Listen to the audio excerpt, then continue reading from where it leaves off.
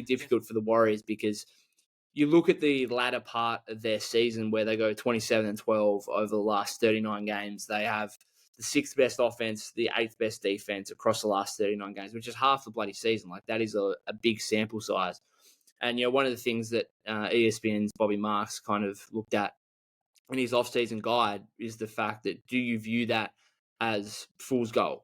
And if you do push forward and, try and make a star trade, then that can become incredibly risky if you think you are actually closer than what you realistically are based on the conclusion of the season where you go 27-12. So that's going to be the first thing when the Warriors, Mike Dunleavy Jr. in the front office are evaluating, moves over this offseason, whether it be via free agency or more so in trades, because they won't be able to financially do anything significant in free agency otherwise.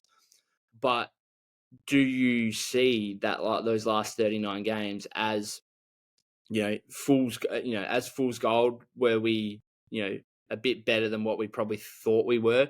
Or does that give legitimate optimism and say, we were really good over the second half of the season. We were one of the best teams in the league. We think we're not that far away. If we can, have another season here where we don't get the Draymond incidents from the first half of the season, if we get maybe a bit more injury luck here and there, which, I mean, they had pretty good injury luck this season. It was more so just the Draymond thing and the fact that the young players, you had that push and pull with Steve Kerr early in the season on, how much I'm going to play Kuminga, Pods and TJD, particularly in the case of TJD. It took a while for him to come into the rotation on a full-time basis and play significant 15, 20 plus minutes. So how do you view that? And I'm interested to hear your thoughts, like, if in the YouTube comments, or you can tweet me or whatever. Like, what do you think about the Warriors' second half of the season? Does that give legitimate optimism for what the franchise can do next season and how close they are to potentially contending in the Western Conference? Or is it fool's gold, where you think you're close and then you potentially make some moves in the offseason thinking you're close, and the reality next season is that they're still, fairly far away from, getting to the top of the Western Conference and, potentially getting back to the NBA Finals. So the other aspect of this is, what are you willing? Are you looking just to get back to the playoffs and be relevant again? Maybe win a series.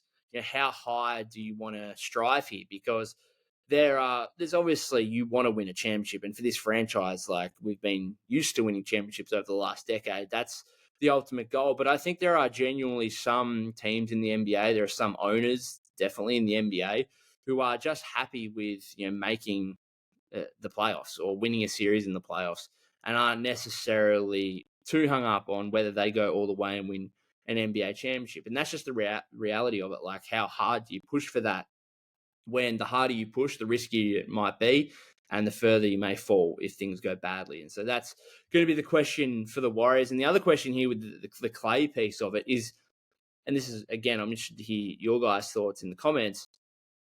Do you think Klay leaving pushes the Warriors into going for more and trying to make a blockbuster trade for a big time player? Or do you think it would, put them in a reality of, okay, we've just lost, one of the greatest players in franchise history, one of still our best players, albeit, he was very up and down and probably overall had a disappointing year this season.